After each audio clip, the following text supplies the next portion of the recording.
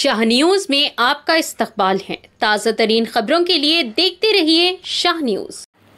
देवरकद्रा मंडल लक्ष्मीपल्ली primary school में रक्षाबंधन हफ्ते को मुनाकिद हुआ और तलबा ने एक दूसरे को राखी बांधी और मिठाई बांटी और एक दूसरे को मुबारकबाद दी।